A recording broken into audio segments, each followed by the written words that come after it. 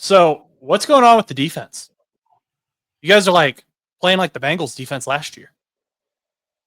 Yeah, it's one of those things where it's tough to kind of compare the defenses just because anytime that I like to mention a defensive or a division rival in comparison, I get yelled at. I mean, I compared the wide receiver room if they had a Tyreek Hill to the Minnesota Vikings, that they would be kind of a saturated wide receiver market, kind of like the Green Bay Packers. And I got freaking yelled at in the comments. So by all means, I wasn't the one that said it, but the Steelers defense is kind of looking like the Bengals defense last year. So Josh was the one that said it, not me. It wasn't me.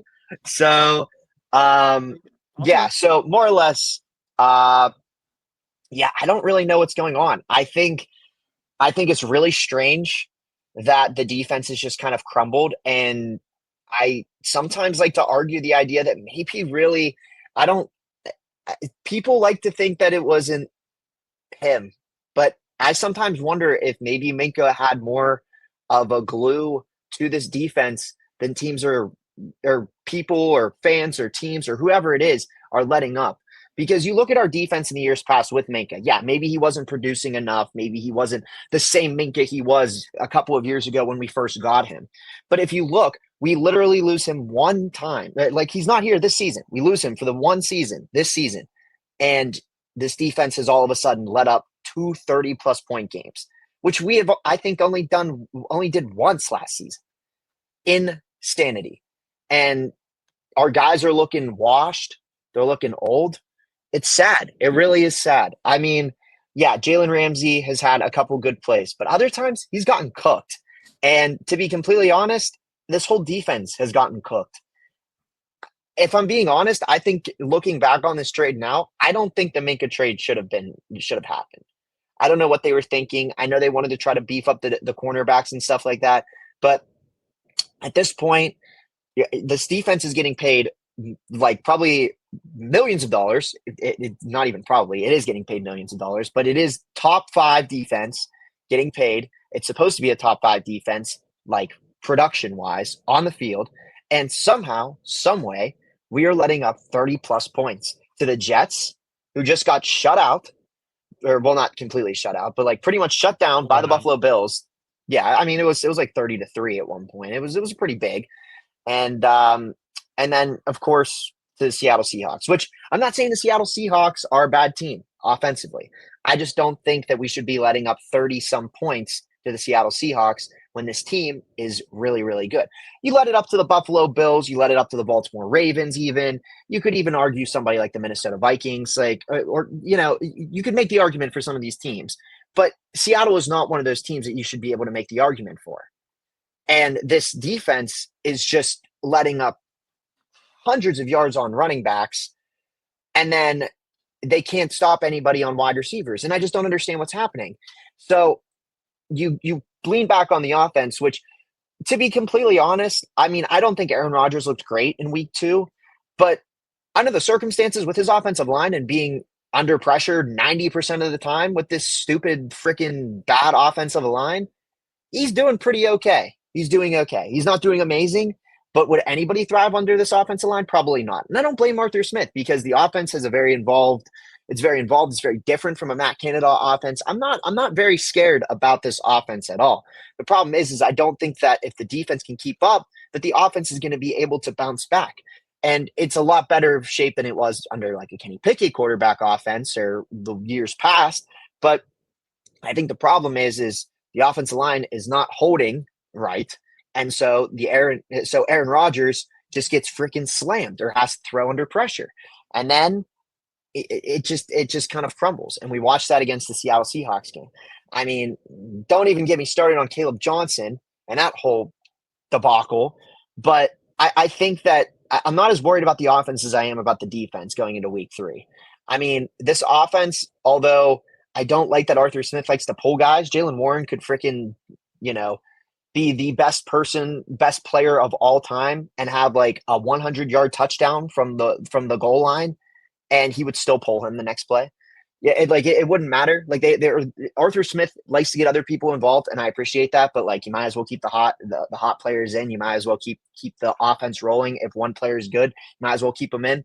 And they do that a lot with the running backs. They try to throw in Kenneth Gainwell. I think Jaylen Warren kind of really focused more on the role as a running back one this game than he did last week, where they really were trying to split time with Kenneth Gainwell. Nothing against Kenneth Gainwell, but I don't think that we should be putting him at running back one. You got to put Jaylen Warren at running back one, especially since Caleb Johnson has not panned out in the absolute slightest. Put Jaylen Warren at number one. But yes, this offense, I don't think it's amazing, but I think it's better than we've had. But it's not going to be able to shine with this offensive line. And it's definitely not going to be able to shine if the defense is letting up stupid points. And it's sad to watch because we literally have had the reverse. If we have games like the Jets on offense, like when we played on offense, if we had that type of offense and the defense that we've had even in 2024 or 2023, where we were letting up 16 points, winning by just field goals and stuff like that, you win 16-10. If you're allowing 10 points, 14 points a game, you're a Super Bowl contender. You're genuinely a Super Bowl contender.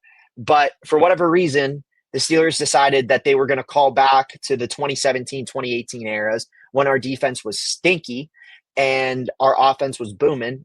But instead of having the offense be booming, they're having the offense be slightly above average and the defense be poopy. And it's just a tough look right now. And I'm really worried because, to be completely honest, looking at the next stretch of games, they're all relatively winnable. You have a bunch of backup quarterbacks that you're going to be playing, minus Drake May, of course. The New England Patriots are a beatable team for this Pittsburgh Steelers team, but we always lose against the Patriots. No matter how good or bad this team is, they always lose against the Patriots. And we're going to Gillette Stadium, we're going to lose. Then you go against the Vikings in Dublin, Ireland. You're not playing JJ McCarthy more than likely. Are you going to win that one? And then I think it's bye week, and then you play the Browns. And the Browns are the Browns. You should win that game. And then the week after that, it's going to be the Cincinnati Bengals with Jake Browning, which that's in what, Paycor? Is that Paycor? Is that the stadium name? That is in Paycor, yes. Yeah. So it's in Paycor. Yeah, TNF for sure. We're not playing that weekend. I know that. But the problem that I have with that is I think that all four of these games should be winnable with this team. But to be completely honest, I think in this stretch, based on what I've seen the last 2 weeks with this defense, we're going to go 1-3 at the best. So you mentioned Aaron Rodgers a little bit, and I know it's only been 2 weeks.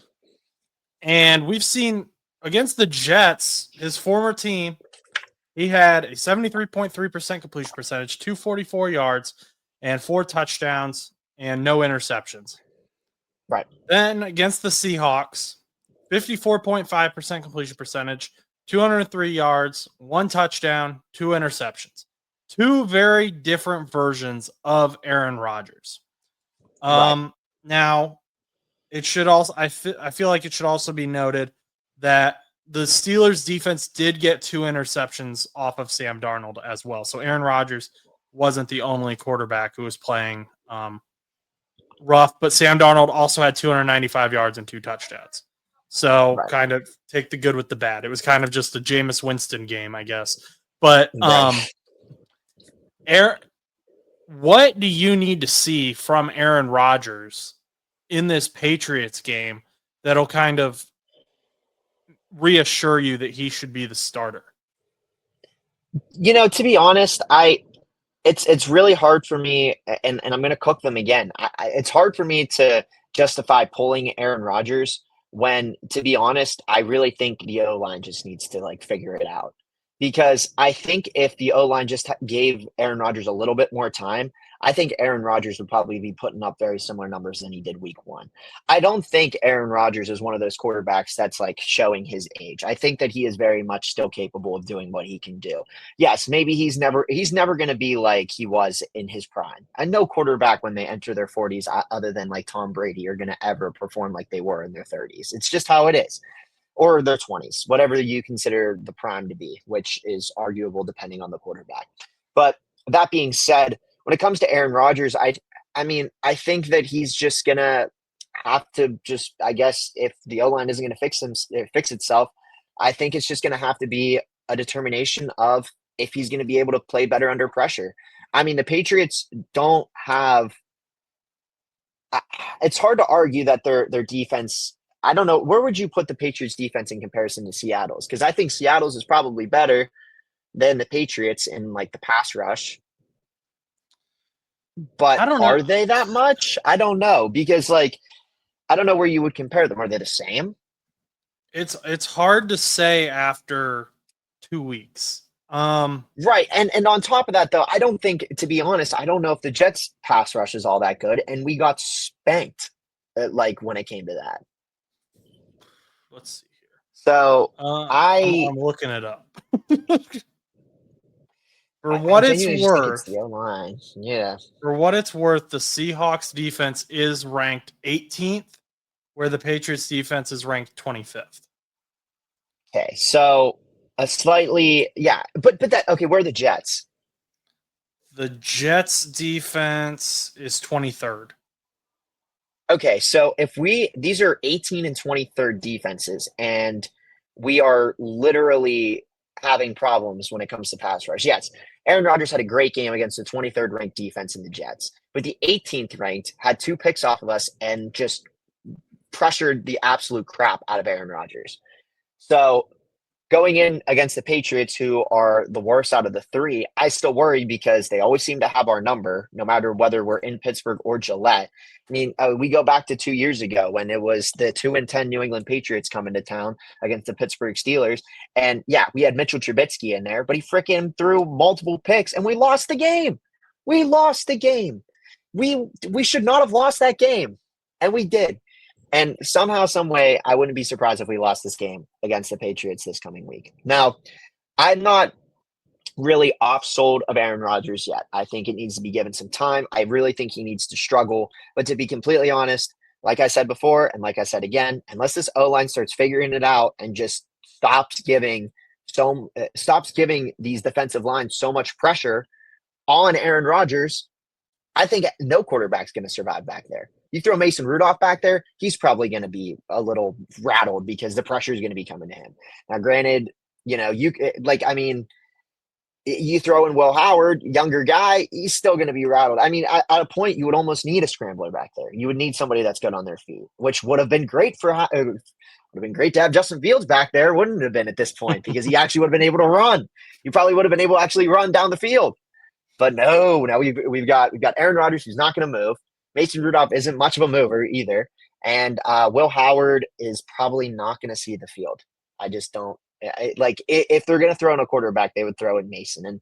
And Mason's not a relatively mobile quarterback. Like, he'll move, like, he'll try to get that first down, but he's not going to, he ain't no Jaden Daniels, Lamar Jackson, Josh Allen, jack of all trades type quarterback, but he's good.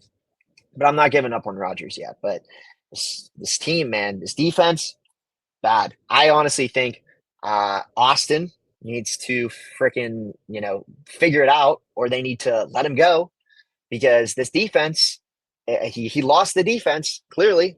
And I think the line needs to figure it out too. And I think Caleb Johnson needs to get cut. And yeah. You're talking about the Steelers defensive coordinator, not Terrell not Calvin Austin. No, not Calvin. No, not okay. Calvin Austin. No. Yeah, Calvin Austin does not have any influence on the defense.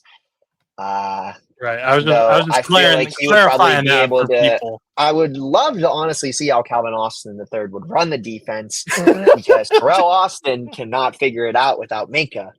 And yes, Deshaun Elliott being out hurts us. Alex Highsmith is also now out, which also hurts us, but we have a lot of linebacker depth, so we should be okay with leaning on some of these young guys. But the veterans need to step up on defense, add that pass rush pressure, be able to stop the run, be able to do well in man coverage or just basic zone coverage. Whatever the heck our safeties are doing, Darius Slay, Jalen Ramsey, stop getting cooked. I don't know what to tell you. Stop getting cooked. You're just Jalen Ramsey. I don't think he's playing bad because, yes, he had that big play that everyone was talking about in that first week against the Jets. I mean, it won us the game. And he had an interception. Like, he's kind of holding his own, but at times I worry about him. He's just I don't think he's not the same Jalen Ramsey as he was. The same thing that we had with Patrick Peterson. It's the same conversation. It's like you're not getting the same Jalen Ramsey, the same Patrick Peterson he was when he was 25, 26, 27. This guy is 31. Patrick Peterson was also around the same age. And so you're expecting these cornerbacks, and the same thing with Darius Slay. Yeah, he had a great year with the Eagles. He's now in his mid 30s. He's probably going to be on his way out here very soon. Age just gets to you. And I don't know why we're deciding to get all these old vets, and that's what we need to do.